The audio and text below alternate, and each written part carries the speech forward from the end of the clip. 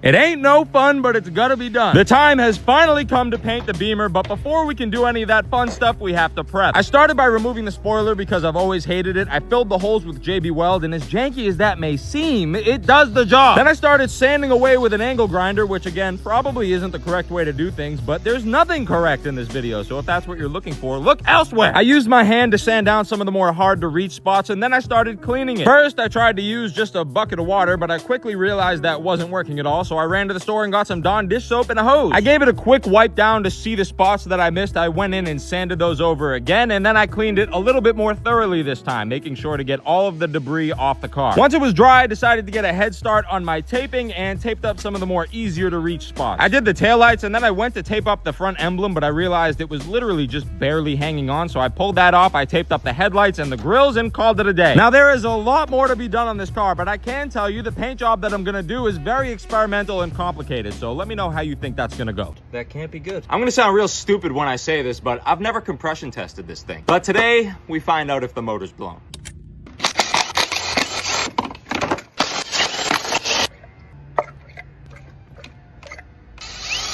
That looks a little burnt. Cylinder 1. That's good, that's good. All right, I can't get it into cylinder 2. That could very well be the problem, but let's test the rest of the cylinders. Cylinder 3. Looks like we're good on cylinder 3. Cylinder 4 is good. Cylinder 5, go ahead. Good. Cylinder 6, go ahead. Perfect. All right, so back to cylinder 2. I've been trying to thread that thing in there for the last 30 minutes. It will not catch, so I got a thread chaser to see if this does anything. Easy does it. See, this threads right in, no problem. It still doesn't want to go. Why? All right, so that was mostly a success other than cylinder 2, and I'm still just not sure why I couldn't get this to catch. But good news is I didn't see anything on the back of the spark plug that would indicate the seal is bad, so I don't really think it matters. I could absolutely, definitely be wrong, though. I really don't want to go through the whole helicoil thing, so I'd much rather just avoid that. And I do have injectors coming next week. I'm going to throw those in, and hopefully that'll solve the problem. But let me know if you think that would be a waste of my time, and I should just fix this problem before I do anything else. Don't drop him. Don't. You guys want to try? Oh, these are Kizzos? Yeah. Oh, shit. 16, 17, Fix it, bro. Fix it. 18. I got you. Yay. Got him. Don't drop him. Don't drop him. Don't.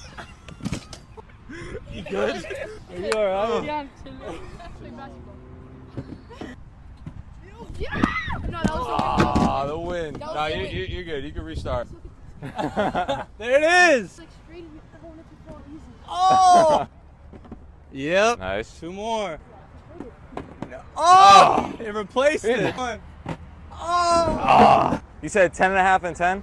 All right, so, because that was a great effort, we'll give you guys both a pair. Kizzo is better than the Nike. Fuck Nike. Yeah! All right, hey, good job, guys. Thank you, bro. Appreciate y'all. Have a good one, bro.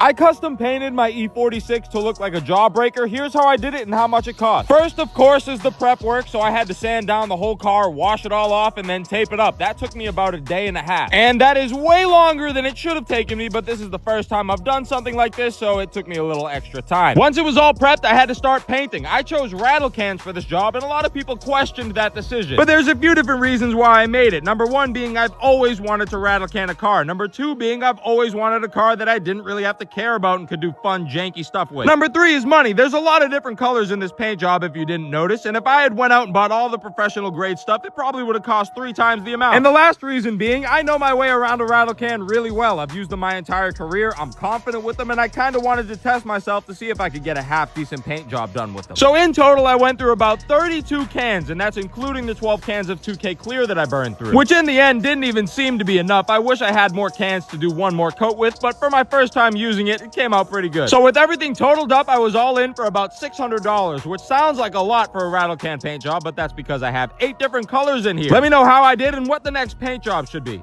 Do the internet mechanics have any idea what they're talking about? Let's find out. For months now, a lot of people have speculated that my problem is my ECU. It's just spinning. That last one just doesn't want to come up, so I'm gonna make it. So I pulled out the ECU just to get a look underneath it, see if there was any water damage or anything funky, and just like I expected, nothing wrong, at least visually. Now to put it back. Let's see if the car ever starts again. All right, so that's back on. I have a broken housing now, but the ECU looks fine. But just because it looks fine doesn't mean it is fine, so I have a few more things to look at. Ignition on. I have to check the pins on the ignition coil connector because this cylinder has been giving me problems even with new plugs and 2 new sets of coil packs. This first pin should read about 12 volts and it's reading 11.9, so that's good. The second pin I have to switch to like ohms or something, whatever that is. Now this should be around 0 and it's at 0.2, so that's okay too. And of course, this tool isn't accurate enough to read pin 3, which is the most important pin because that's the pin the ECU uses to send a signal to the coil.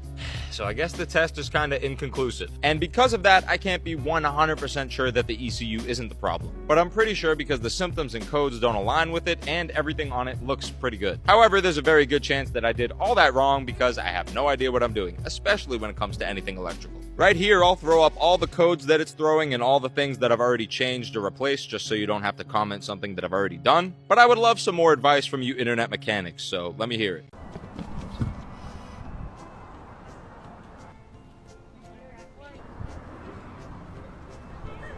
Hey, I don't want to touch it. What is it? I'm scared. Wait, Megan, I want to do it. Oh, wait, is this what we're supposed to unwrap? I feel like we're not supposed to be doing this right now. It is. Oh, shoot. Shoot. Oh, what? These are fire. Look at the soul. Yeah, wait, these are kind of. Hey! What size are you? Okay, we're like in a TikTok. I'm giving it to my friend Ryan. He's gonna love them. Thanks, guys.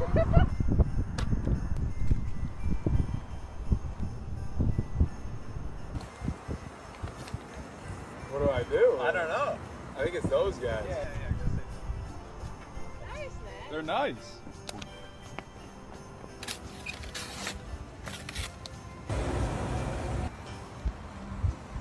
I'm slamming my car onto hockey pucks, and spoiler alert, none of it went to plan. I started by removing all the pieces of the suspension, and by that I mean I tried to remove all the pieces of the suspension. The driver's side strut would not come out. So I had the bright idea to just cut the spring while it was still on the strut. Bad idea. The cutting wheel exploded, but thankfully I'm a genius at being an idiot, so I knew that would happen and I got myself out of the way. The passenger strut came out in like 10 minutes, and I took that apart kinda the right way. Then I started on the rears, and they were surprisingly easy. I have nightmares about divorced suspensions because of the Lexus, but this one was pretty smooth. I accidentally cut the rear spring way too short, and I'm sure nobody saw that coming. And I also ruined the front spring, but the solution to that is hockey pucks and washers. The rear struts got 2 hockey pucks and about 10 washers each, and the front struts only got 1 hockey puck. Now, it may seem like this was quick and easy and all went smooth, but I didn't show you the hundreds of times that I jacked the car up and down to test the fitment. It was annoying. The front driver's side wheel was the only one that sat perfectly the first time. Everyone else needed adjustment, especially the front passenger. And now the fitment looks absolutely perfect, but the ride, meh.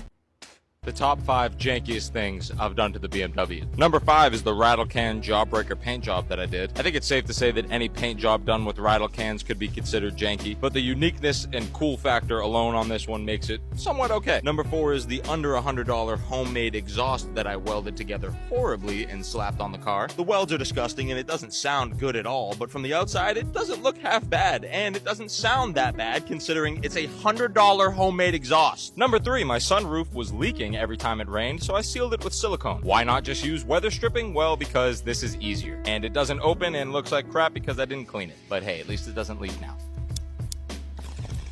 Number 2, this back window is held up with Gorilla Glue. Long story short, I couldn't get into the car. I had to break this window to get into it, and then instead of just replacing the glass, I bought a whole new door and the glass. But the actuator in this door was broken, so instead of fixing it, I just glued the window where it is because it didn't work in the first place. And number 1 by a mile is the hockey pucks and washers that I have it sitting on. And while it might be janky and ride terribly, it actually worked pretty well. All that work and it's still not even low. Low was never the goal. I wanted this just kind of OEM plus fitment, and it's still not even close to perfect, but it's a lot better than it was, and it's good considering this was free. So give me other janky ideas that I could do to this thing. It's been over 10,000 miles and almost a year since I last changed the oil on the Lexus. And it couldn't have gone worse.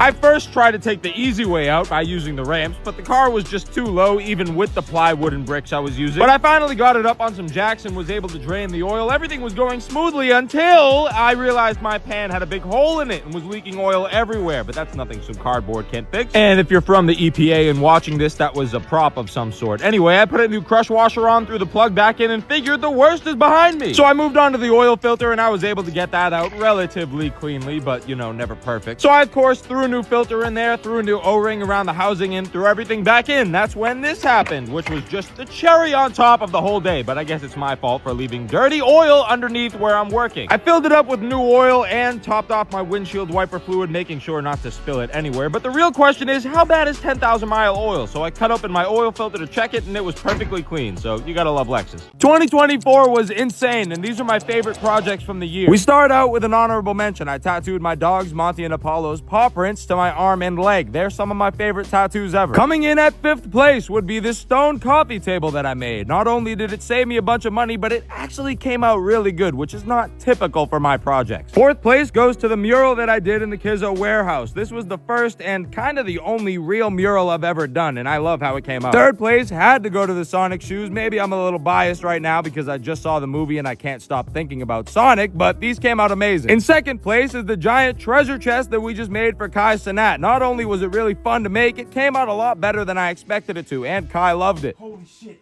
Wow! That's a W! And 1st place had to go to the giant American flag that we made out of 200 pairs of Kizzos. Not only did this thing take us like a week to make, but we spent about $40,000 on the materials alone to build this thing. Thank you all for such an amazing year, not only for me, but also for Kizzo. It was a great year, but 2025 is gonna be even better, so buckle up. It's time to see if my crazy idea for a paint job works or if I just wasted my time and money. The plan was to make the car look like a jawbreaker, so I threw a whole bunch of colors down, a white coat on top of it. Now I'm sanding through that white coat to reveal the layers underneath, and I was surprised by how many people guessed that correctly. I started by sanding just the body lines at first, and that was going pretty well, surprisingly, and it was looking pretty good until I thought to myself, that could use some more color. So I just started sanding away in a bunch of random spots, and I'm not sure how I feel about this decision still. I think I might have gone a little overboard. But I was way too deep into the process to give up now, so I had to keep moving forward. I sanded for about 16 hours by hand before I could finally clean off the paint and start spraying my 2K clear. And this is the moment where things started to come together a little bit, as I kind of thought it would, because the 2K clear just brought out the colors a whole bunch more and made everything look a lot more uniform. And then finally, after about 32 hours of sanding and painting and everything else in between, I was able to take the tape off and see the car in its final form. And I gotta say, for this being my first time ever painting a car and it being such an experimental idea, I think it came out pretty good. But let me know what you think. Did I go too far with the sanding, or are you feeling this jawbreaker paint job? Bath time. Apollo's first. What? I wasn't the one that got you dirty. Yeah.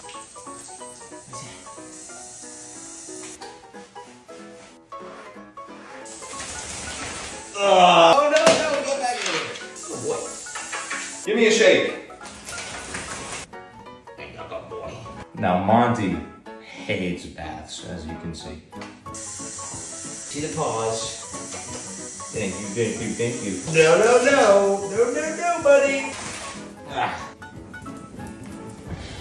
Monty. Why didn't I just come in here in the first place?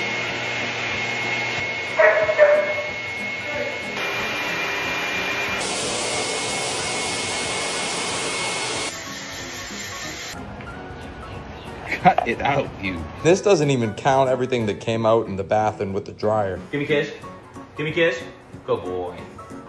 Good job. Good job. Here's all of the big red boots I've destroyed, ranked worst to best, along with the total I've spent. First up and dead last, these Croc big red boots. They weren't based off of a character and they look like crap. Next up is the Jorgen Von Strangle boots. I used Classe Azul bells for these, but they're just a little too simple. In 8th place is Bart Simpson's shoes. Very accurate to the character, but again, just a little bit too simple for my liking. Next up is a pair of customs that I did for Pink Sweats. I love how these came out, but they're not based off of a character or else they'd be ranked higher. This is gonna piss some of you off, but in 6th place, we have Goku's boots. They're just not my favorite. I don't know. Nothing special about them. Breaking into the top 5, this is where things get good. Buzz Lightyear's boots. I used Zin cans on these ones, and I actually love how they came out. Shadow's shoes were next, and everybody hated these, but I love them. There's a lot of detail, and it was the most difficult pair I've done. In third place, we have Tails shoes. These are very simple, but very clean. That's why I put them in third. These could have been the number 1, but instead they're in second place. Knuckles shoes. A lot of detail and pretty difficult to do, but came out really clean. And if you didn't see this one coming, you should have. In first place is the Sonic shoes. These are the ones that started it all, and also he's my favorite character, so I'm a little biased. But let me know which pair is your favorite. What started as a mistake is now becoming tradition. On the last drop, we didn't order enough boxes, so we had to get some generic boxes, and we thought we'd make them look a little better by customizing them. We thought it was really fun to do, and you guys really seemed to love it too. The people that bought them were really happy to get a custom box from us, so we wanted to do it again. We did 50 boxes last time, but this time we did 45, and that was definitely on purpose. We did not miscount. I can confirm we definitely did not miscount. But with that experience under our belt, this time around was a lot easier and came out a lot better in my opinion. 1, because these are our actual boxes, not some generic ones. And 2, with that experience under our belt, we were able to make a design this time that was a little bit more cohesive. So we went through, added a colorful abstract design to the top of all the boxes, and then numbered them 1 through 45. Then we signed each box like we did last time. These were done for the Valentine's Day drop, which is tomorrow, February 8th at 7 p.m. Eastern Standard Time for $150. 45 custom boxes and all the rest are regular boxes. But let me know, are you gonna go for a custom box or just the plain old original box? I was stumped on these shoes. I didn't know what to do to them. But then I went on a creative break and I figured it out. So I quickly cleaned the shoes because they definitely needed it, and then I got to work. I decided to do a red, orange, yellow gradient, and originally I was gonna do that by bleaching the shoes and then dyeing them, but these didn't react to bleach, so I had to paint them, which I hate doing because it takes so much longer. And to make matters worse, I made a major mistake because I painted these while they were wet, so the canvas basically absorbed all the paint and I had to paint them twice. But it's okay because I was kind of enjoying myself. I was very surprised to see how well this was going considering how long it's been since I last used paint, but the gradient was coming out just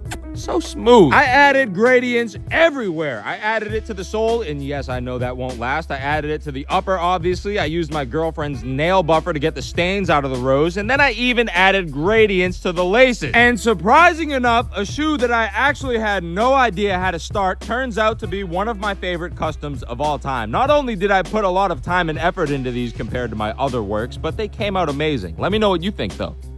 My name is not Kyle, but I may or may not have a hole in the wall the exact same size as my foot. So now we get to find out if I can fix something like this because I've never done it before. I did a whole lot of research on this, and by that I mean I watched maybe 2 TikToks, and I discovered that when you have a hole this big in drywall, you need a lot more drywall to fix it. So I went to Ace Hardware and got all the supplies I needed. This is a 16 by 16 piece of drywall, and I cut out the exact size and shape of the hole. Then I used some big paint stir sticks as support. The guys at Ace Hardware suggested this, and they were free, so I was totally on board. I secured the paint sticks to the wall, and then I secured the piece of drywall to the stir stick. Then I had to fill everything in with spackle and joint tape, and in hindsight, I should have had more spackle and better joint tape, but we're dealing with what we got. I threw a whole bunch of spackle on there, and then the next day when it was dry, I came back to sand it, but I discovered there were some mistakes made and imperfections, so I added more spackle on top of that. After about 3 rounds of spackling and sanding, I finally had a good wall to work on, so I got some paint that was exactly color matched to the wall, and I painted over everything. And now you can barely, kinda, not even tell that something happened to the wall, but just don't kick your walls in the first place. These shoes have no hidden meanings. The name of these shoes, Just Sue It, is actually named after somebody I knew as a child.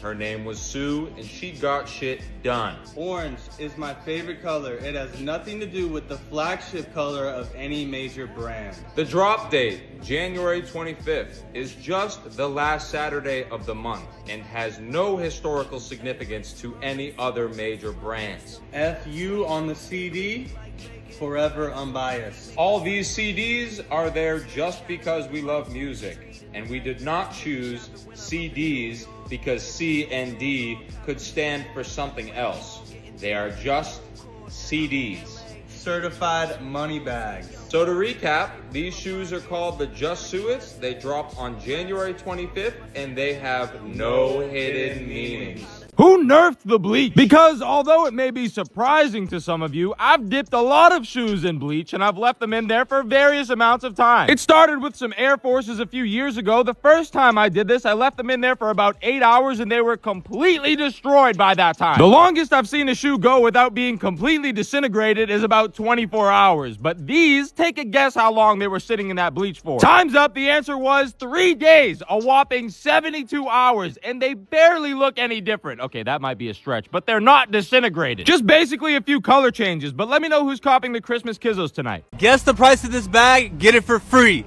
5 grand? 4,500. 625. 10,000. 20. 20 grand?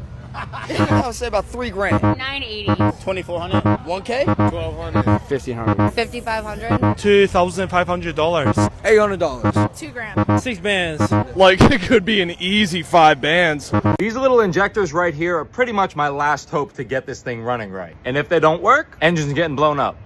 Well, the rest of them came up. Nice. Lots of dirt down there. Damn. TikTok shop. Now this should just pop up, in theory. Real easy. Oh, there it is. Lots of fuel. Oops. Honestly, they don't even look that dirty, which kind of worries me a little bit. All right, new injectors going in.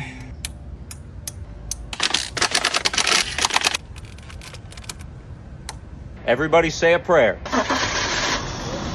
No leaks, that's good.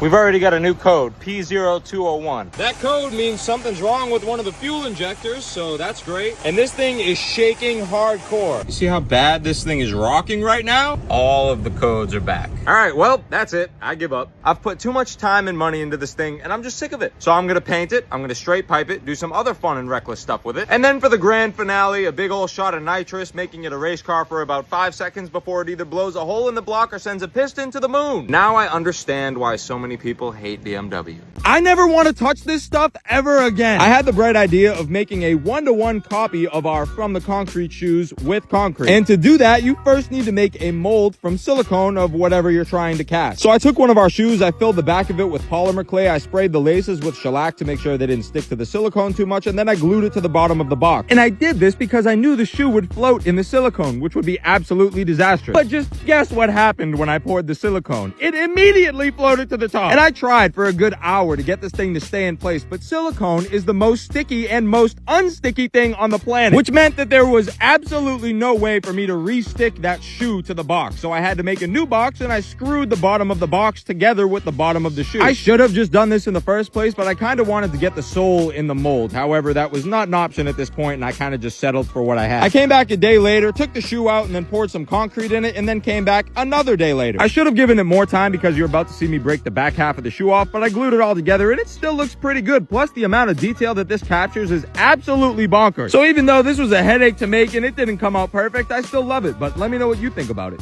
It's time to repaint the car that I just painted 2 weeks ago, but this time we're gonna make it look like a shoe. I learned a thing or two from the comments on the last video I made where I painted a car, and instead of sanding the whole thing down again, we just used Scotch Brite pads to kind of scuff it up a little bit. And it saved so much time, so thank you to everybody that commented that. Once everything was prepped, we started taping up all the windows, the wheels, the headlights, all the stuff we didn't want to get paint on. One thing that we didn't listen to the comments on was taking out the taillights and the headlights. It's just easier to tape them. Then we broke out some white spray paint and started covering my beautiful Jawbreaker paint job that I put my blood, sweat, and tears into. Once that was done, we used the shoe as a reference to figure out where we were going to tape everything up and where all the lines were going to be. The idea was to transfer the colorway from the shoes directly onto the car so that they match better than a Kodak Black fit paint. Once we got all the tape down and the proportions correct, we sprayed down the whole car again, this time with this metallic silver. I kind of wish that we opted for like a flatter gray because the silver kind of came out blotchy and also just doesn't contrast the white that well, but it still looks sick. We peeled the tape off and everything was looking great, but it's time for the hardest part, which is adding the rose. So come back for part 2 tomorrow.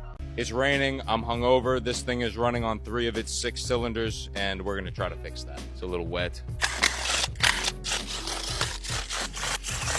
Even though it's only cylinders 1, 3, and 5, I got a whole set of ignition coils because they look like they need replacement. It's raining harder, thanks. Wow, this is so fun. I'm having the time of my life. All right, well, they're all in and a little wet. All right, well, it's nice to be a little dry. I deserve a reward. All right, so I'm gonna clear all these codes. Let's start her up. Uh-oh. Do you see it shaking? It is not happy still. Damn it. Boy. Oh, it's on my shoes! So I think it's safe to chalk this one up as a fail. Another $200 down the drain. And this thing still runs like shit. But since my plan has changed and I plan on keeping this thing for a little bit, I'm gonna work a little harder to actually fix it. So stay tuned to watch me waste more money. Until next time. The biggest moment of my career, and I could not have fumbled harder. It all started at SneakerCon Fort Lauderdale, one of the biggest sneaker conventions in the world. We do it every year. It's one of the only in-person events we do, and it's always a good time. And for the second year in a row now, we had a Destroy Your Nikes wall, where people can come up, give us their Nikes, destroy them in return for a free pair of Kizzos. Last year, a kid gave us a pair of Trophy Room 1s, which was just crazy, but I wanted to one-up that this year, so I went out and bought a real pair of Red Octobers, $4,200 of my own money. Now, there were three major parts to this plan. Number one, I wanted to keep these a secret, so I didn't tell anyone about them until the day before. Number two, I wanted specifically slime green paint because that was part of my vision. And number three, probably the most important, get the shot. The moment came, but the lights might have been too bright because this is what happened. I need a good angle. I need a good angle, Jake says. What an idiot. I accidentally pressed the volume button when I went to adjust the angle and I stopped my recording. Thankfully, there was a million people recording, so I got plenty of angles, but I still can't believe I fumbled that bad. I've abused a lot of shoes, but these might have it the worst. We started by grabbing one whole ton of concrete, 2,000 pounds total. It was not easy to move. Then we grabbed a piece of plywood and started measuring out the squares that we were going to use to make the mold for this concrete prison. We were going to use brackets to hold everything together, but we didn't have any. Thankfully, I have a degree in janky engineering, so we just used masking tape instead. Then we used a bunch of hot glue and a questionable method of application to seal all the edges. The whole idea here was to get a pair of shoes in the center of this big block of concrete. So to do that, we took one of the shoe boxes that the shoes come in and glued it to the bottom as kind of an anchor and then glued the shoes to the top of that. We did this because this is only my second time working with concrete and I wasn't sure if the shoes would just float to the top if we threw them in a big block of wet concrete. I added a whole bunch of tape around the whole box for some extra support and then we started mixing the concrete. We tried using an actual concrete mixer, but that wasn't really working, so we resorted to a more unconventional method. No soft hands over here, brother. We used about 6 bags or 500 pounds of concrete to fill this box and seal this pair of from the concretes in concrete. Let me know what you think we're gonna do with it though. Usually when we pack shoes, it's very simple. You take the shoes out, inspect them, make sure they're the right size, put them in a dust bag, and then put them in a box. But this time around, it was a lot more complicated because of one small detail. Also, a little side note, everybody that packed up these shoes signed one box, including Zuki and I, and we wrote on the front more than just a rose. So if you get this pair, you get a free pair of Just Suits next month, so make sure you DM them. But these little thingies were the reason that this packing job took way longer than all of the other ones. After they were all packed up in their boxes, we had to wrap them in custom Kizzo wrapping paper. And it took forever, but I think it was well worth it because name another shoe that comes in wrapping paper. It's perfect for a Christmas-themed shoe. Anyway, after the shoes get wrapped in their wrapping paper, they get dropped in a shipping box, a label slapped on top, and then they get shipped to the customer. And we've been working non-stop the last 3 days to get all of these shoes shipped out by tonight because anything after tonight probably wouldn't make it to them by Christmas. And thankfully, we got them all out on time. Of course, we gave a pair to our UPS driver, Neil, the best guy in the world, and that was it for this drop. Let me know who copped. I built the biggest screen printing screen in the world. Okay, maybe not the world, but it's definitely way bigger than anything I could find online. I started by cutting some 2x4s at 48 inches and 40 inches. Then I was gonna cut some 45-degree angles along the edges so it could be a little more seamless and sturdy. However, I soon realized that this would take about 8 inches off of my height and my width, so I used some corner braces that I modified a bit by stomping on them and hitting them with the 2x4 to make them flat. Caveman engineering at its best. Then I screwed into those and ran into another issue. Sorry the video looks like this. I was shooting in time lapse, but as you can see by my face, I was not amused. I then moved on to plan B, which should have been plan A, but I'm just an idiot. A nail gun, and I threw a whole bunch of nails in there. Then I started stretching my screen around the frame and stapling it to the frame, keeping it as tight as possible. Then finally I moved on to the emulsion, and this had to be done in a completely dark room. It's much darker than it looks on camera, but this is where I think I made a huge mistake. I thought I could get away with using a squeegee instead of a scooper, but it looks horrible and I don't know if it'll work at all, but I guess we'll see.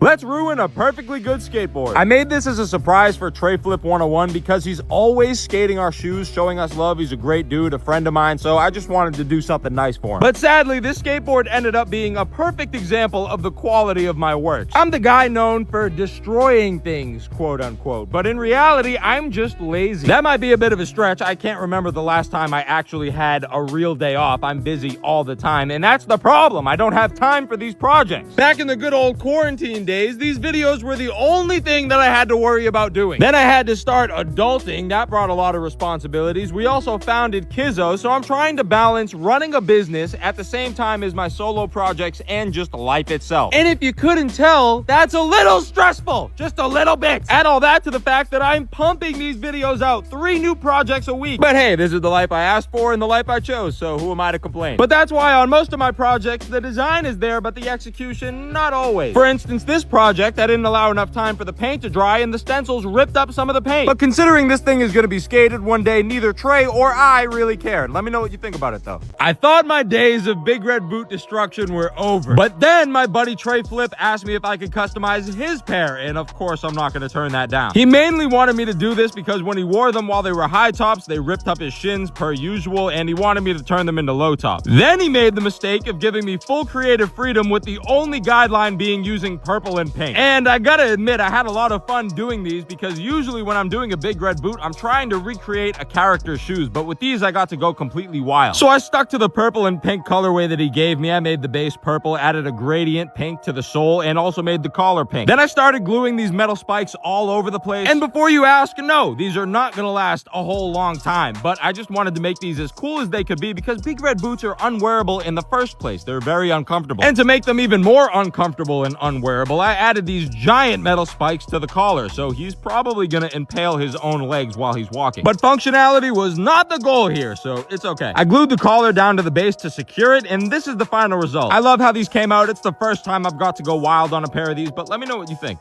I am this close to throwing 100 shot of nitrous in this thing, making it a race car for about 5 seconds before it ultimately grenades itself and ends up in a landfill. Because I've done everything. I've done everything to try and fix this car, and yet it doesn't want to run right. And these right here are one of my last hopes before I just throw in the towel on this thing. All right, there's one. Oh, always. There's 2. And you might be wondering, why are you throwing new O2 sensors in if you've already done that? Well, the first O2 sensors that I threw in were non-genuine O2 sensors. They were just, cheap whatever ones. And after looking at some forums, I heard that these cars will only work with the genuine Bosch O2 sensors. So I bought some used ones off eBay, cheaping out again, as if I didn't learn my lesson the first 5 times. And if these don't work, there's only about 2 other things that I suspect it could be, and I don't think it's likely to be those because the symptoms don't line up with that. So now it's time to turn it on and pray. All right, give me something. It already sounds better, because by now it should be stuttering. So far so good, but now let's take it on a test drive.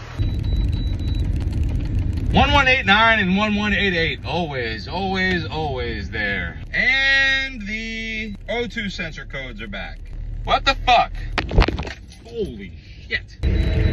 New codes, woohoo! 302 and 303, never seen those ones before. New codes again, 306 and 305. And guess what?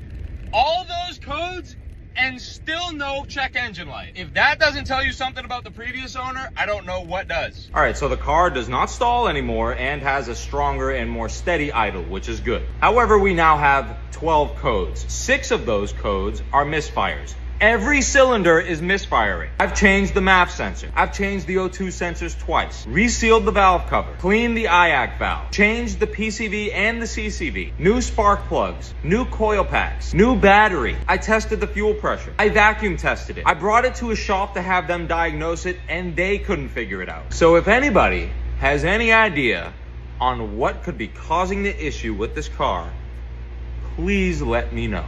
There is no amount of money that I would wrap another car for. I don't think there's another thing in this world that's more tedious, time-consuming, and frustrating than wrapping a car. It started off so well, too. I did the quarter panel first, and that went perfect. I glassed it. So at this point, I'm thinking, it's not so bad. I can do this. And then I tried to do the door, and I messed up and had to start over with a whole new piece. Then I ripped this piece of vinyl, and I had to cover that with the second sheet, so now there's a giant seam there. And just like the other door, I had to redo this one, too. And if you're wondering why I didn't take the door handles off, it's because I'm lazy, and I thought that I'd be able to work around it. Now, all of that was annoying, but this was the worst part. The body kit still was not holding vinyl even after I did all that prep on it. So I had to tape it all up and prime every piece. It really wasn't so bad, but it was just annoying because I spent hours prepping these pieces already just for it to not work. But anyway, I got everything primed, and if you even thought that I was gonna attempt to wrap that front bumper by myself, you were wrong. I had my two friends help me with it. It's definitely not the prettiest wrap in the world, but it's good enough for me. I didn't do the hood because I have a carbon fiber one coming anyway, and if you were wondering what color this is, it's called Gloss Glacier Blue by Orifel. But let me know how I did and what you think. Here's a full cost and part breakdown on my grandpa car. It's a 2015 RC350. I got it for $27, but I financed it for $400 a month because, contrary to popular belief, I'm not rich. Moving on to the wheels, these are niche Essence. I'm pretty sure they're reps, but I could not care less, and I love them. They're 20 by 9 plus 35. Those will run you $2,100. For the suspension, I have it sitting on a set of BC Racing BR coilovers, and I love them. Those go for around $1,200. The grill was one of the most expensive parts of this build. I had to get an OEM F-Sport one for $700. I painted it black and slapped it on, but it honestly changed the look of the car so much. It's way better. The tires cost about $500 altogether. I have some Advan Apexes on the front, 265 30 20. They do rub a little at full turn, but it's not a big deal. The rears are a little bit beefier at 265 35 20, and they also rub a little. Tints ran me about $400, 15 all around, 35 on the front. The lip only cost about $112, but I've gone through about 4 of them, and I already need a new one because they just get chewed up. I also did a chrome delete around the windows for about $50. Moving on to the ass, I have nothing really crazy going on back here. I have this cheap $140 diffuser and these $15 splitters, along with this $600 catback exhaust system. Muffler delete, high flow resonators, and I love how it sounds. So in total, I'm all in for about 33 grand. Let me know what you think, though.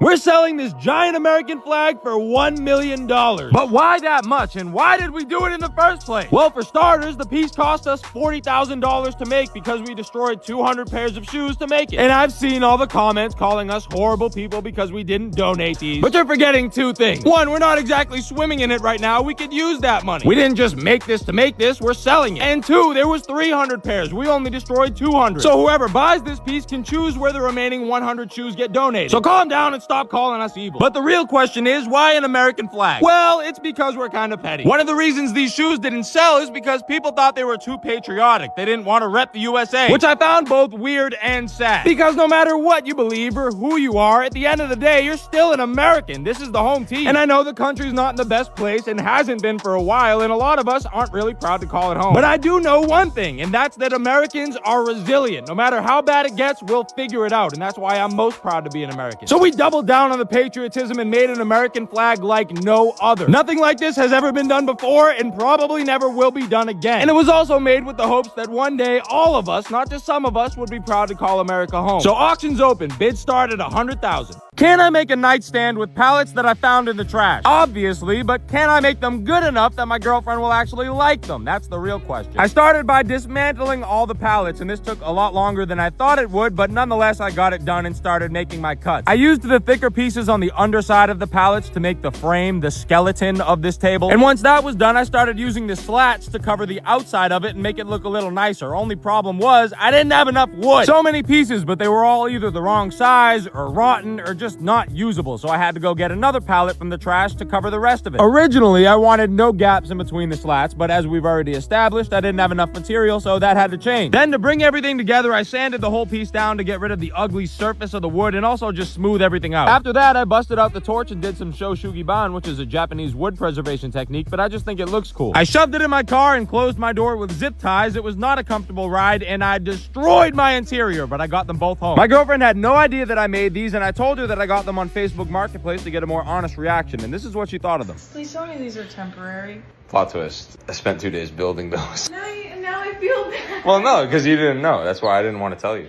Mission failed. We'll get them next time. Nobody else out here is doing promos like us. These are the From the Concretes. We dropped them on Saturday, and here's my favorite things we did for the rollout. We started by playing Minecraft IRL, which is a lot harder than it seems. We made a big-ass box out of plywood, tape, and hot glue, nothing else. I was a little worried about the integrity, but the tape held all 500 pounds of concrete just fine, and it was all for this one shot. After that, we made another very heavy object. This time, a 6-foot-tall diamond statue, of course, made of concrete. We had to custom make the mold with linoleum flooring, and then we sunk a pair of shoes in there. Because if you didn't already notice, shoes getting dumped into wet concrete is a very common theme for this drop. Then we made a base for it and chiseled into it to make it look like it was cracking in age. This was definitely my favorite project from the drop and one of my favorites of all time. Then for the grand finale, we painted my car to match the shoes, which I kinda regret now because we had to cover my beautiful masterpiece of a paint job and the videos didn't even do that well, but hey, that's content. And the fact remains that we painted a damn car to match our shoes. Who else is doing that? Not to mention we do stuff like this every month. There's still some pairs left on the website if you haven't already grabbed a pair, but let me know which one of these projects was your favorite. The stars and planets must have aligned perfectly because not only did we create one of my favorite pieces ever, we did it with virtually nothing going wrong. And that's a pretty rare occasion. In the first part, you watched us make the mold and pour the concrete, but since then it's been 4 days, everything's dry, it's time to finish this thing. First, we had to make the base, and I wanted it to be this like octagonal pyramid, so we cut all the shapes out and taped everything together. It was going pretty smoothly until we realized that the base was probably a little too small to support the weight of the sculpture, so we took the bottom off and extended it a little bit to give it some more volume. We used pieces of linoleum flooring to do that and make the walls of the mold and taped the hell out of it. It took all 4 of us to move this thing across the warehouse because it's like 400 pounds. Then we cracked open a new bag of concrete and started pouring it into the bottom of the mold. We gave it a few days to dry and then we came back and ripped the mold off. It didn't really look dry, surprisingly, but I think that's because there was very little airflow in there, but I'm not really sure because I don't know how concrete works. Then we decided to try our hand at stonemasonry. We bought some chisels and started adding cracks all around the sculpture to make it look a little bit weathered. And I gotta say, this thing looks absolutely sick. It came out perfect with virtually no hitches, but let me know what you think. I hate customizing duffel bags because for some reason they always turn out horrible. But this duffel bag might have actually came out kinda cool. I still don't really know how I feel about it. I printed a whole bunch of stencils to cover up the embossed diamonds that are on this duffel bag. Then I went over the top of those with a blue, pink, and purple gradient. Then I threw some green splatter on there, and I hated this when I did it, but in the end, it added a nice touch to the final design. Now, at this point, the bag was pretty much done. This was the original idea I had in my head. All I had to do was add some gradient to the strap. However, I went a little too heavy on the spray paint, and I tried to remove the spray paint, and that just kind of left these streaks behind, but they gave me an idea. So I sprayed the whole bag in a heavy coat of white spray paint, and then I removed that paint with a paper towel, and that left these colorful streaks behind. This gives me the feeling of like a worn down wall of graffiti. It looks like it's aged over the past 20 years or something like that. I love this a whole lot more than the original plan. I added some black accents, removed the stencils, and yeah, the stencils bled a lot, but I kind of expected that. I went to film the final shots of this bag, and I realized my shoes were way too beat, so I spray painted them to give them a new look, and this is the final bag. Let me know what you think about it. We're about to destroy 200 pairs of shoes worth about $35,000. That might sound like it's clickbait, and I kind of wish it was, but it's not. See, we had a problem over here at Kizzo. We had a bunch of leftover shoes because one of our drops, for the first time in history, didn't sell out. So what could we have done? We could have let the shoes sit for the next 6-7 months, discount them, and sell them slowly. But where is the fun in that? So instead, we called up our buddy Artlana and asked him if he wanted to help us with this little art project. The idea was to use all the scraps from the shoes to create a giant art piece. I'm talking bigger than we've ever made anything before. The first day was spent cutting up all the shoes. The second day, Zuki and I spent 12 hours building the framework, the foundation for this piece. And Zuki, being Zuki, decided to make this way more complicated than it needed to be. My original idea was to just make a 2D piece, but he wanted to make it 3D, so we had to carve a bunch of styrofoam out. It was messy and took a lot of extra time, but I gotta say it was the best decision made on this piece. So after all that, we had the frame made and the shoes cut up, and we could actually start making this thing. Let me know what you think it's gonna be, though. This sculpture is coming along suspiciously well. Now, I don't know if you're new here or not, but we don't have the best luck when it comes to literally anything. There's always a mini catastrophe within every project, but this one is just coming along swimmingly, which is scary. The idea was to take a pair of shoes from our next drop and cement them in a big concrete diamond. So we cut a diamond out of plywood to make the base and then used linoleum flooring as the walls of the mold because it's both stiff and flexible. The last mold we made, we used hot glue to seal everything, and that ended up leaking. So this time we used Gorilla Glue and gave it a full day to cure. So we came back the next day and started mixing the concrete. And yes, we're using our hands. Just be happy we're using gloves this time.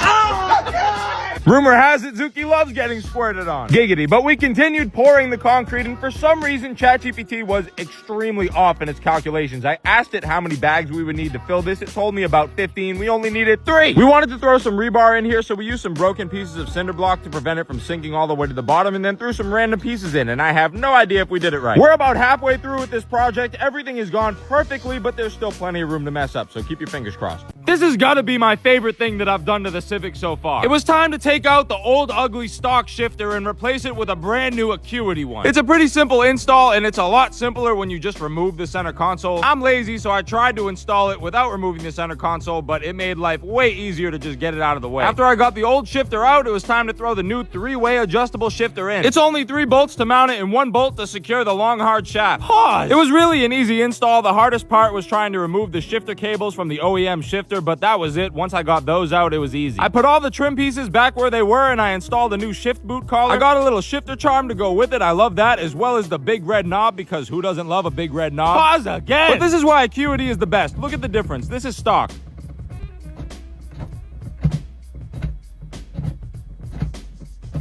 And this is Acuity. No play at all. Kind of like you.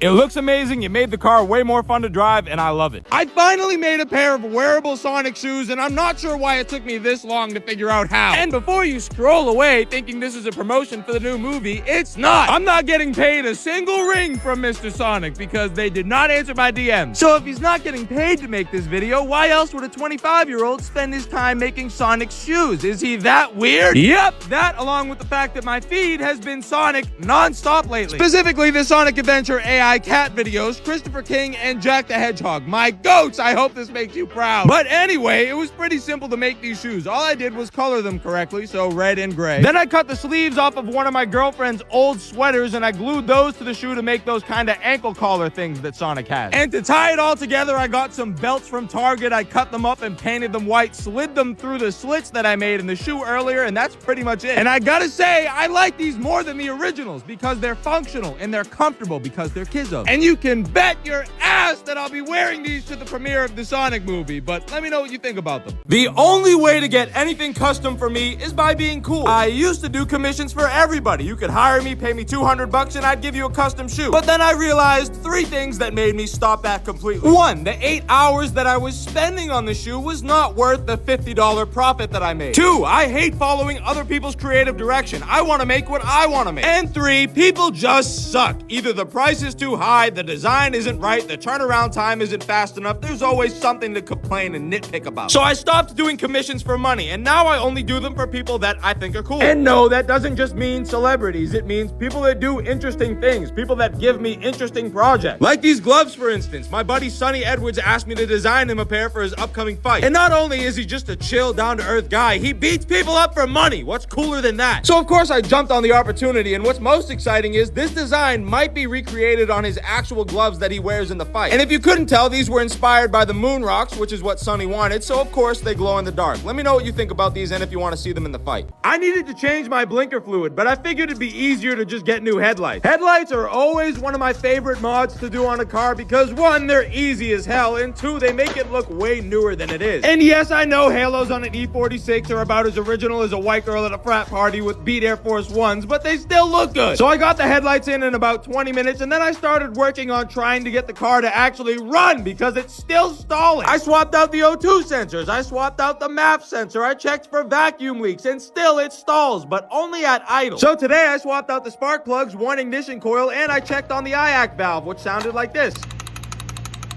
That noise means the part is working, sadly, so it's not the culprit, but I cleaned it out anyway and threw it back in. Then I ran into another problem. I go to test drive the car, and one of the wheels won't move at all. I added spacers recently, and I didn't shave the lug nuts down, so I shaved the lug nuts down on that wheel, and all the other wheels I did the old-fashioned way. And guess what? The car is still stalling at red lights, but let me know what you think about the headlights.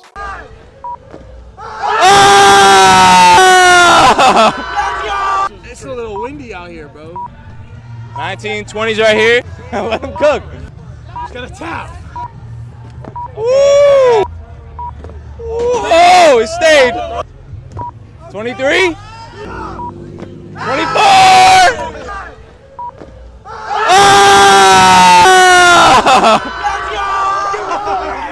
that was good. What size are you, bro? How do you open these hose? I don't know.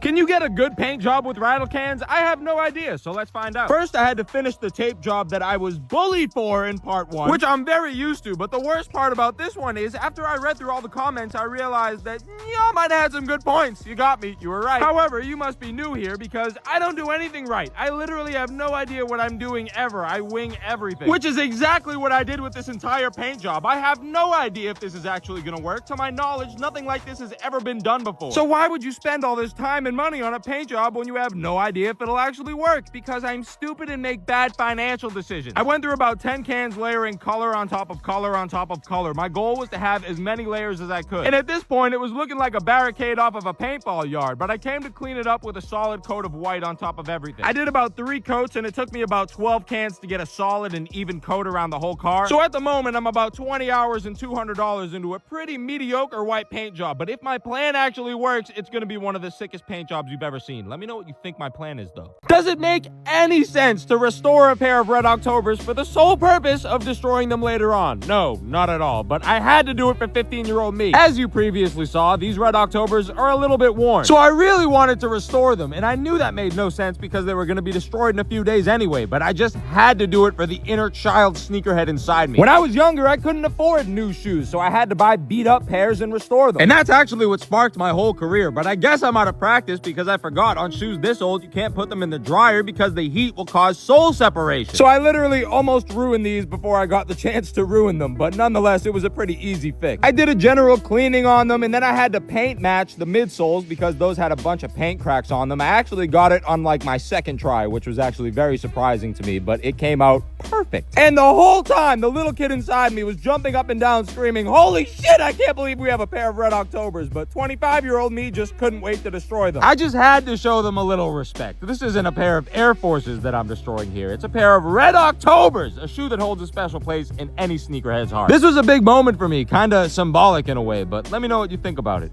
I severely underestimated how hard screen printing is. I started by trying to print my design on these transparent sheets, but that wasn't working at all for some reason, so I had to resort to stencils. The design was so big, I had to separate it onto 3 separate sheets and connect those sheets. I also had to weed each one of them by hand. This took forever. Then I used some transfer tape to pick the stencil up in one piece, but that grid pattern might have created a problem in the long run. It might have burned into the final design, but I didn't realize that until after I placed it, so I had to remove it very carefully. I was losing my mind at this point because everything that could have gone wrong was going wrong. However, I pushed forward. I should have done way more research because I thought burning screens was simple. I thought you just throw a design on there, throw it in the sun, and forget about it. However, it is extremely sensitive. There are a million different factors that come into play. I tried the first screen with a 500-watt light. That didn't work at all. So I tried the second one in the sun, and spoiler alert, that didn't work either. So all of this work was for nothing, and I don't really even know what to do next. So let me know if you want to see me try this again. Egress is still yet to be printed on a t-shirt, though.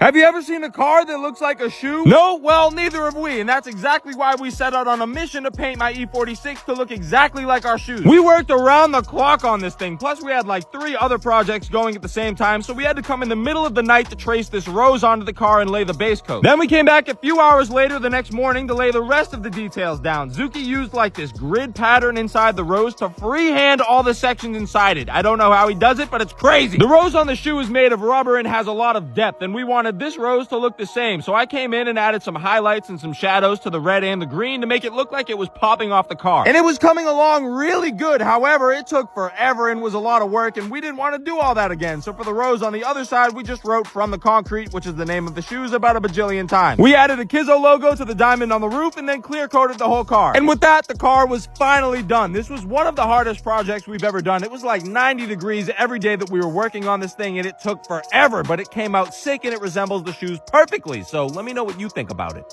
I'm on a mission to see if it's possible to build a cool car for under $5,000. And so far, things haven't been going the greatest, but here's everything I've done so far since we're about halfway done with this build. It all started when I bought this car off Facebook Marketplace for $2,500. I started with all the boring stuff, so I changed the oil, I gave it a new battery, a battery kill switch, O2 sensors, and a map sensor. That all ran me about $400. Then I noticed the sunroof was leaking, so I sealed that with silicone. That only cost me like $10. I got a new door because I broke the windows out of the other one, and a new fender. Those ran me about $350. After that, I got some wheel spacers and threw those on there. That only cost me like $70. I threw some new headlights in there. Those only ran me like $170, and they made the car look 10 times better. The map sensor and the O2 sensors didn't fix my stalling problem, so I thought swapping the spark plugs out would, and that didn't really help either. But the spark plugs in the ignition coil cost me about $100. So this is how she sits today, different colored door and all. I only have about $1,400 to do the suspension, the paint, and the exhaust, which is doable, but I gotta get this stalling problem under control or else it's gonna eat the whole budget. Let me know what you think so far, though. 60% of you hated these, and I hate to break it to you, but 60% of you are wrong, because these are one of my favorite customs in a long time. It's rare for me to mock something up, plan it out, and then execute it whilst taking my time. And with these shoes being gator themed, I got a really good idea for a custom. I wanted to turn the whole shoe into like the head of a gator with a scary eye and like a menacing smile. Also, just a side note, I love how these shoes look all black. It's super clean. I started coloring in the eye, and I used this cool heat gun that I found in my girlfriend's stuff to dry in between coats. Then I colored the eye teal because the original color of the shoe was teal. Then finally I removed the rest of the stencils and started working on the little touch-ups. Once the eye was in a good spot, I started sketching out my menacing smile, and I used Shinra's devil smile from Fire Force as a reference. I added some shading, and then I added some popped blood vessels to the eye to make it look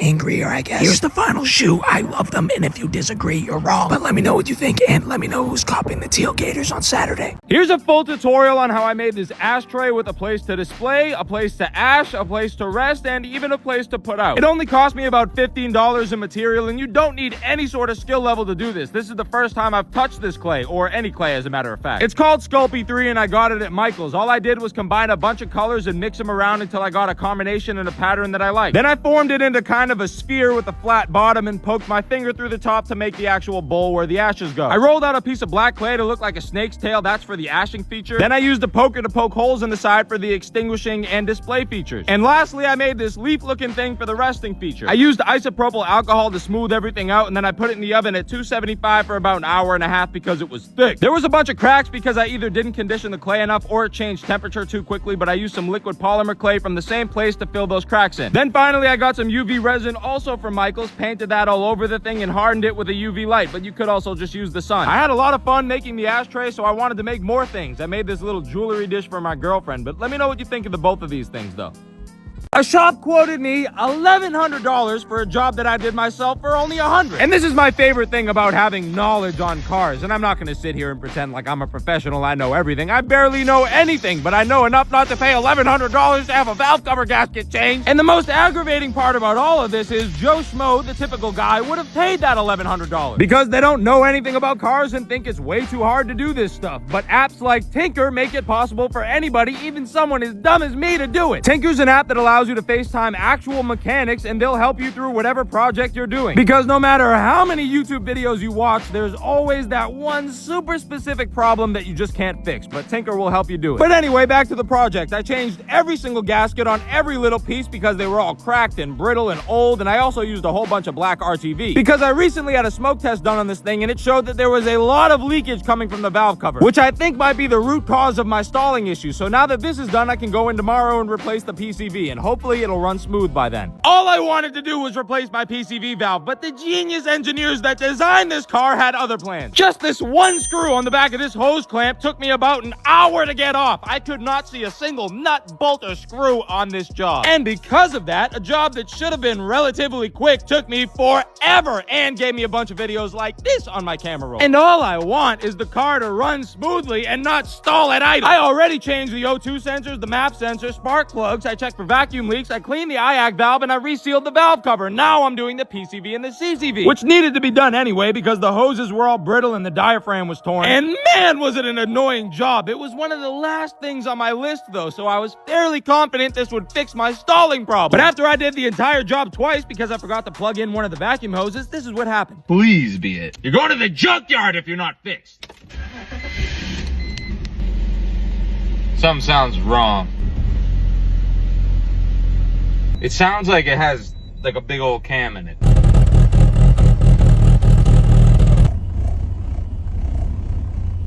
Part 2, the final part of destroying 200 pairs of shoes to make a giant art piece. We started by freestyling a bunch of spray paint on the base of the piece because why not? Then about 5 minutes later, we covered it all up with white and got the projector out so we could trace our design. And to everyone that guessed we were making an American flag, good job, you're so smart! And the main reason we chose to do an American flag is because the materials on the shoe are red, white, and blue, so it only made sense. There's also a deeper reason, but I'll get into that in the next video. But the actual making of this piece wasn't all that complicated. We just had to glue a lot. We went through about 25 bottles of industrial strength adhesive, spending every day for a week straight, morning until night, gluing every piece one by one. It took forever, but it was definitely worth it. And as one of the finishing touches, we added Artlanta's signature secret diamond dust to the white stripes and the stars. And man, I wish you guys could see it in person because that stuff glistens. It dances in the light. So after about a week's worth of time, 200 pairs of shoes, and $40,000, the piece was complete. And the best part is there's nothing on this piece that didn't come from a shoe. We used almost every part of it, from the box to the dust bags to the laces. And it's safe to say that's never been done before and never will be done again. So let me know what you think about this piece and what we should start the auction at. Yeah, it may barely run, but that doesn't mean it has to be quiet, so let's DIY an exhaust. I started by cutting out the existing exhaust with a cut-off wheel. I had to finish with the Sawzall because the cutting wheel wasn't big enough. I used some Diddy oil to get the mufflers off the rubber hangers, and that worked pretty well. And with this monstrosity off the car, I had to see how it sounded. It didn't sound half bad, but I had a feeling that was going to change as soon as I finished. I had to modify some existing pieces to get everything to fit, but once I had it all mocked up, I was pretty confident. I was going to clamp everything together, but then I remembered I have a welder, so I figured I'd try that. I cleaned up the surface a little bit and I got to work. This is only my second time welding. The first time went horribly, and this time didn't go much better because the welds are questionable at best. But hey, it's in one piece, and I think it's pretty durable because I threw it on the ground a bunch of times and it held up fine, so it might not be pretty, but it works. Then I started connecting everything back to the car. I used a clamp to connect my makeshift exhaust to the existing exhaust, and I used some hanger straps to hold up the back end. Then finally, to make this thing somewhat presentable, I threw on some dual chrome exhaust tips. I had zero hope this thing would sound any good, but let me know what you think about this $100 exhaust setup.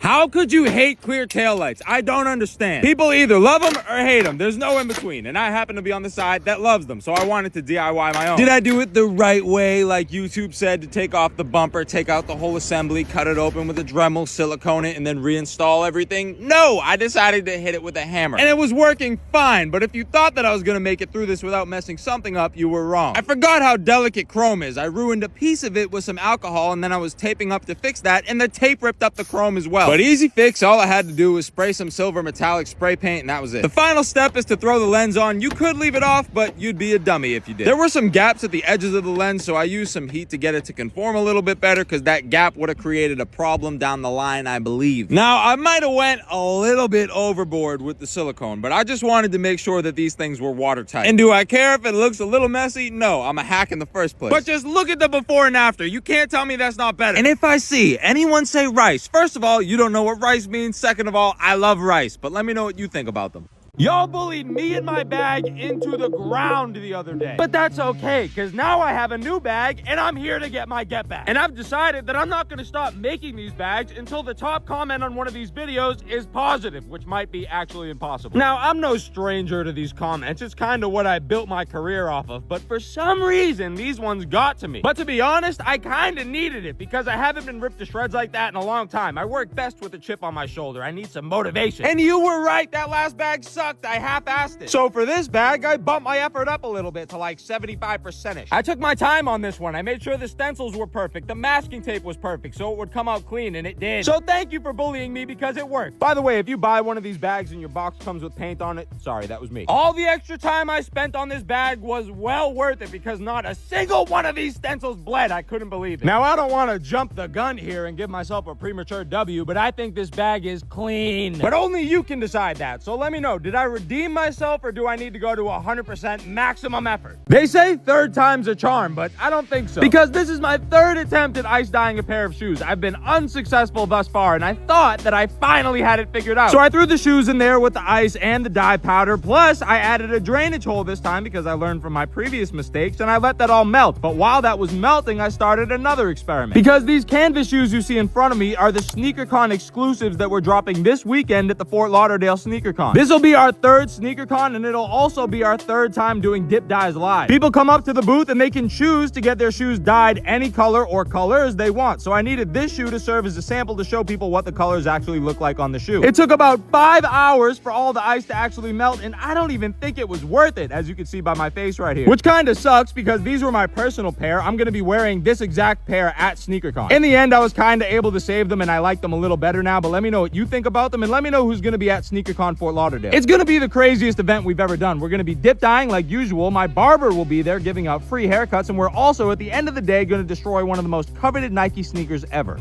This year's SneakerCon was by far the biggest and the best SneakerCon we've ever done. This year, the booth had 4 things going on. Last year, we only had 3, but the main attraction, of course, is the dip dye. Customers come up to the booth and they can take the shoes as they are, or they can choose to have them dyed any color or colors they want. I also got to do some really cool dyes. I dyed this pair Monster Green to match Monster Miyagi's beard. Super cool, dude. And I even got to give Sharif O'Neal a birthday pair. The second thing we had going on at the booth was Walsh Tapes, my personal barber and also friend. He was there giving out free haircuts the whole day. We had Stack 25 going on at the same time, and that for some reason was super easy this day. We had, I think, 15 winners. And last, but certainly not least, we had our famous or infamous, it depends which side you're on, Destroy Your Nikes wall, where people can come up, give us their Nikes, destroy them for a free pair of Kizzos. And the cherry on top of this attraction is this pair of authentic, yes, authenticated by Shimmy the Goat themselves, pair of Red Octobers. I got to do what I do best, to destroy some shoes, and I couldn't have been happier. I've been waiting to do this for years, so thank you all for your support and making this such an amazing event. Next year is going to be even better, though.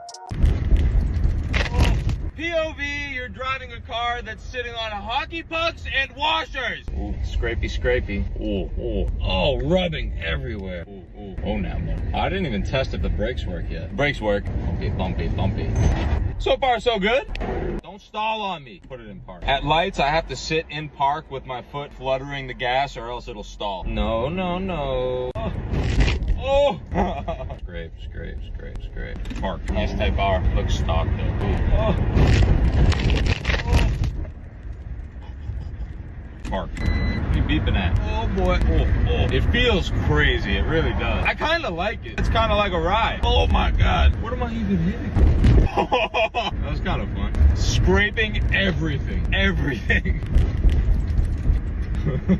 That thing is sick. Big old bird. Alright, well, surprisingly, I made it home. Not that bad. Really not that bad. Kind of fun. So, 10 out of 10. Why buy a smoke tester when you can make one? Well, I'll tell you why. All you need is some sort of pump, some silicone, vinyl tubing, baby oil, no diddy, balloons, some brass fittings with barbs on them, a soldering iron, and some sort of jar. That all cost me about 30 bucks, but making this thing is actually even easier. Pop 3 holes in the lid. You'll probably have to make them a little bigger. Throw the soldering iron in the middle one. Have your assistant check the brass fitting before installing. Throw that in one of the side holes, and then in the remaining hole, place the pump. None of this has to be perfect, but try to make it as clean as you can because you do need this to be airtight. Once everything is in place, start using silicone to seal it. There's no such thing as too much here. Just throw it all on there. And make sure whatever glue you're using is heat resistant, because if you use hot glue, as soon as you turn that soldering iron on, the glue is just going to melt and you're going to have an air leak in there. Once it's all dry, throw some paper towels in there, douse them in baby oil, and connect your vinyl tubing to the brass fitting. Throw the other end of the tube into your intake and seal that with a balloon. This all sounds good in theory, but it didn't actually work. There were leaks everywhere, and I probably could have fixed those, but the bigger problem is you have to hand pump this. So how are you supposed to look for leaks? I should have just bought a cheap one on Amazon. Tragedy struck when we got caught in the rain and my girlfriend's brand new Uggs were ruined, but thankfully I'm not useless and I was able to take them from this to this, and I'll show you how I did it. Step 1, stuff something inside the Uggs so they hold their shape. Step 2, take a dry, medium to hard bristle brush and brush away any dirt or debris. Step 3, get a good cleaner. I'm using Angelus and a soft bristle brush, and when you dip your brush in the water, make sure you shake all of the water out as much as you can. Step 4, delicately clean the Uggs and make sure you're brushing in the same direction the whole time. Step 5, dry the Uggs. Pat dry, don't rub, pat. Then again, you're gonna take your hard bristle brush and brush everything again in the same direction. Now you could just let these sit and dry, or you could use a hair dryer like I'm using. And for those more stubborn water spots, you can use a suede eraser to kind of buff them out. And this step is optional, but definitely recommended. Take some suede renew, brush it through the shoe with the hard bristle brush, again brushing in the same direction, and then dry. Lastly, take your hard bristle brush again and reset the nap on the suede. You should have a nice buttery suede now. So I saved my girlfriend's Uggs. She's happy, that means so am I, and you can buy all the stuff you saw in this video at the link in my bio.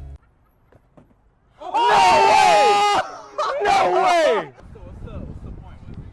You gotta stack all 25 boxes, and if you do so, then you get a free pair of shoes. So only rules are you can go only 3 boxes at a time, and you can't double stack them like on their side like that. 18 right now. Get up there. Oh. Yes, sir. Oh! No way! Look at that. That's insanity. What size are you? Right there. Good looks, bro. We made a giant CD out of about 500 CDs, and we're sending it to somebody who has no idea that it's coming. We started by tracing out a circle onto a piece of wood, and I just figured out what jigs are, so we made this jig to kind of cut the circle out, but it didn't really work all that well, and we just ended up freestyling it. However, we're definitely getting better at this stuff because this is by far the most circular circle we've ever cut out of anything. We laid down some base coats of paint just because why not, and then it was time to start laying down the CDs. We started with the edge, and that was because for the edge, we had to cut all the CDs in half to sit flushly with the edge so that there was no gaps. We wanted 0 gaps anywhere. And that's the reason that we ended up going through about 500 CDs total. Then we found this circular piece of plastic. We painted a black border around it and then glued it to the center. And this is kind of what brought everything together. Then we attached a wire to the back just in case the person we're sending it to wanted to hang it. And voila, the giant CD was done. I think it came out perfect, and just like the CDs on our Just Suits, there is no hidden meaning here. But what do you think, and who do you think we're sending this to? Hint is, like us, this isn't the first CD they'll be receiving. We spent 3 days and $1,000 building this custom treasure chest for Kai Cenat, and it contains a top secret sample that we've never shown anybody before, a one-of-one piece. And the scariest part is, he might not even open it. We saw that Kai was doing a Christmas PO unboxing, so we got right to work, and while I was building the frame, Zuki was tracing and cutting all the AMP logos. After that, we got this really detailed and decorative molding from Home Depot. We cut it to size and added it to the top, the bottom, and the sides just to make it look a little nicer, bring everything together. Then it was time to paint it. We got this custom color made. We like to call it blurple because you can't really tell if it's blue or purple. This is our flagship color, and once that was dry, I started adding hardware. Hinges, handles, locks, chains, all types of stuff. I spray painted the inside of the box coral, and I spray painted all the little decorative pieces gold to match the rest of the hardware. And then all that was left was the little tedious work, like painting all the edges and fixing all the small details, adding all these little button things to the side. Zuki had to hand paint all the logos. This took us honestly the longest. Once they were dry, we had to add them to the chest, but we weren't really sure how to do that, so we just drove a giant screw through it and cut the excess off with a grinder. And then finally came the time to fill it. We gave them a black duffel bag, a pair of shoes, and this top secret duffel bag we've never shown anybody. And the only way you'll get to see it is if Kai actually opens this thing. The final step was to chain this thing closed, so we used some chains, locks, and the anchors that I previously put on the box. Then we bubble wrapped the hell out of it and sent it on its way. Hopefully it makes it there safely and Kai actually wants to open it. Let me know who's excited to see this thing on stream. Social media is ruined. It sucks now. And I can already see the put the fries in the bag comments coming, but if you haven't noticed, those are in almost every creator's comments right now. And that's because we're all struggling. Every single content creator friend that I've spoken to has the same story. Views are just low. And they have been for a while. And it's not because your favorite content creator is getting lazy or making worse content or they fell off. It's because social media sucks now. It's basically pay to play. Almost everything you see now is an advertisement, even if you don't know it is. I mean, mean, TikTok has just become QVC. You can't escape the TikTok shop ads now, and those videos are replacing what would have been entertaining ones. And that means that instead of the views going to deserving content creators, they're just going to ads. And I don't want this to seem like a woe is me, I'm complaining about my life post, because I chose this life. This is exactly what I wanted, and I will adapt and overcome. But it just sucks because social media used to be fun, and now it's just all advertisements, even if you don't know it's an advertisement, which is ironic because this is an advertisement for this bag that we're dropping this month. From a strictly business perspective, this belt is the dumbest thing I've ever made. The return on investment is absolutely horrible. These stupid glass rhinestones cost me $200 alone. And this thing took me all day to make. It's rare I spend this much time on something, especially something this tedious. My ADHD brain much rather prefers to jump from task to task, spending no more than 20 minutes on one singular thing. But I could justify the time and the money because I thought this idea was sick and it was gonna make for a great video. However, I couldn't even monetize this video because the process was so boring it only made for a 45-second video. Side note, shout out to Mac Miller. However, not everything's about money. Sometimes you just make cool things for the sake of making cool things, and I love how this thing turned out. My only regret is I wish I used genuine Swarovskis, but let me know what you think about it.